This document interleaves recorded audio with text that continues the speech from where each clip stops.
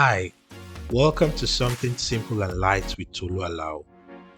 In this podcast, we talk about three key areas: process improvements, manufacturing excellence, data analytics, and visualization.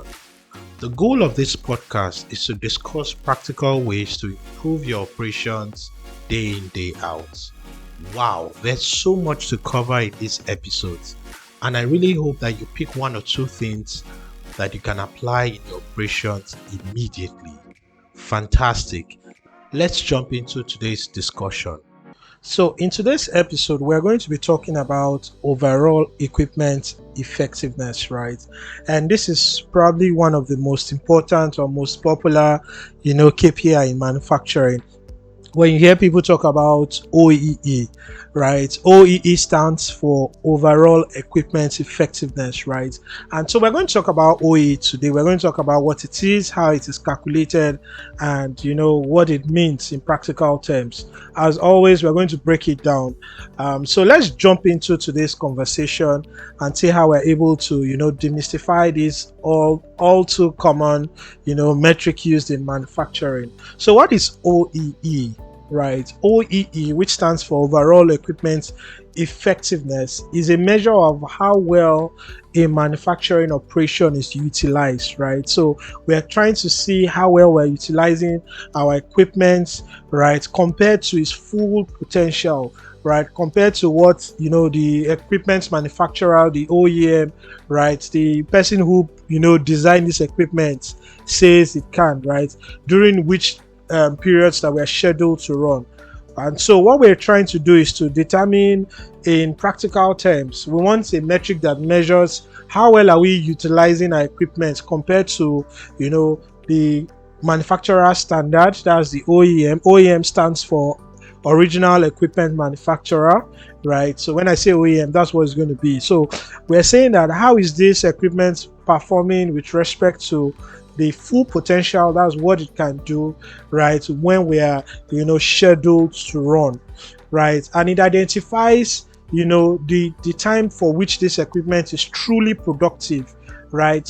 How much of this equipment is truly utilized. And you would see why this is important, or how this is determined from the way OEE is being calculated, right? So how do we calculate OEE? OEE is calculated by multiplying three parameters together, right? The first parameter is availability, the second parameter is performance, and the third parameter is quality, right? So when I get my availability in terms of a percentage, I get the performance in terms of a percentage, I get my quality also in terms of a percentage, and I multiply these three elements together, I get what we call OEE, right? So let's look at the first parameter here, availability. So how do I determine the availability of an equipment, or calculate the availability of an equipment, right? And availability is sometimes referred to as machine uptime, right, or machine utilization.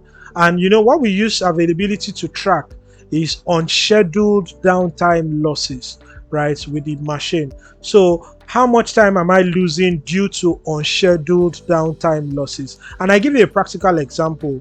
I plan to run this equipment for 20 hours, right? So my plan is to run this equipment for 20 hours. I have 24 hours in a day, but I have planned to run for 20 hours, right? So there's a planned downtime of 4 hours. So I'm saying that for 4 hours, I'm not going to run this equipment. So I'm not charging, or I'm not looking at the availability of the equipment for times that I did not plan to run, because I could have been, doing some cleaning, some planning, some lubrication. Maybe I'm even having, some form of stand-up meeting, during that period. So I do not plan to run the equipment, right? So I'm not, concerned with all those planned, downtime. So, but what availability tries to measure is, now I've planned to run for 20 hours. Out of the 20 hours that I plan to run, how many hours did I actually now run, right? So I plan to run for 20 hours, but they were unscheduled downtime, right?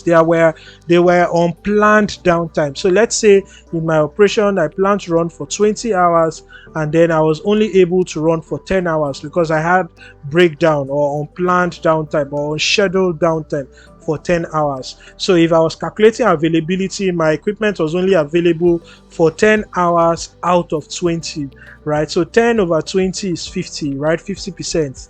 So I'm saying that my equipment was only available for 50%, right? So again, availability is a function or is used to track unscheduled downtime losses. So what that means is that if I say I have an availability of 50%, it means that for the time that I plan to run, the equipment was only available for half that time, right? Was only available for 50% of the time that I plan to run, right? And that's what, availability is all about. So let's look at performance, which is the next metrics for calculating OEE.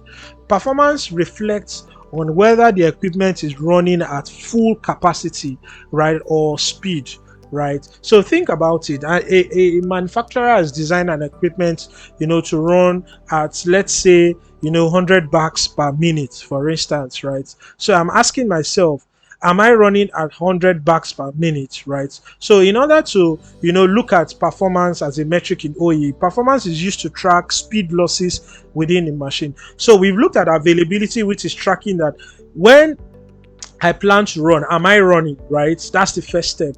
Am I running when I plan to run? Now I've answered that question. Yes, I ran for 50% of the time that I plan to run. Now the next question is, when I was running, was I running at the design speed, right? At the design capacity, or did I have to, reduce the speed for one reason or the other, whatever that reason is, right? And that is how, you track that. So for performance related things, we are focused on speed losses, right? And I answer this question this way. So equipment was designed to do 100 bags per minute, and then I am doing 80 bags per minute. So in terms of performance, I'm going to have my actual speed divided by design speed, right? Or design capacity, or what we call rated capacity, right? So performance in this case will be 80 bags divided by 100 bags, right? And that's 80 over 100 times 100. So that's 80%. So in this particular example, right, my performance is 80%, right? So again, let's do a quick recap. Availability was 50%. Now we are saying performance is 80% based on this example, right? Let's look at the final parameter, which is quality. And quality answers the question, what are my quality losses, right? It's trying to, measure how much of my final output did it conform to my desired standard, right? So for the 50 bags that was produced, right, I have a standard.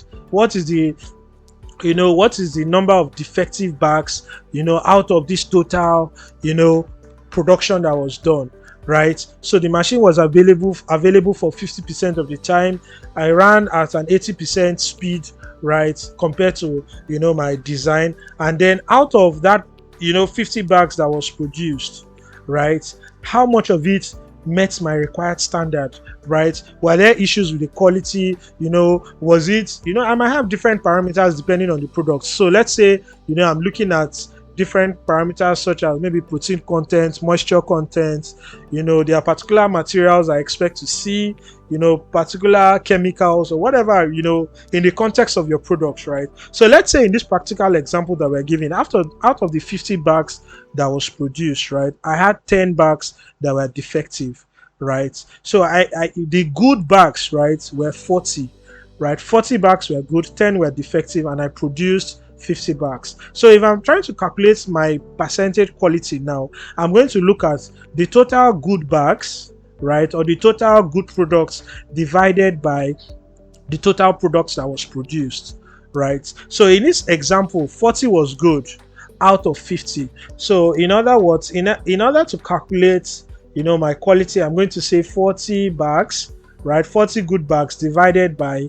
50, which was my total production, and that also gives me 80%. That's 0.8, right? So a quick recap again: we have availability of 50%, we have performance of 80%, and now we have quality of 80% as well, right? So how do I determine my OEE in this particular example? So what I'm going to do now is to multiply these three factors together. So I'm going to do 50%, right? That's 50% multiplied by 80%, right?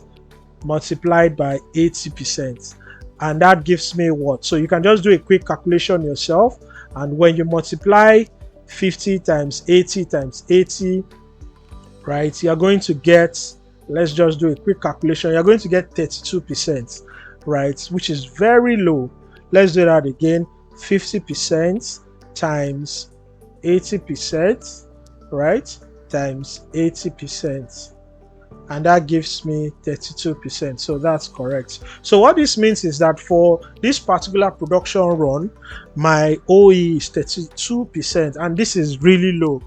Well, in the context of your organization, you would have certain standards, for what your OE should be, in your industry, what the average OE looks like, right, and all of that. But in a nutshell, this is how OE is determined, this is how it is calculated, and different organizations might calculate OE in different ways and even call it something else.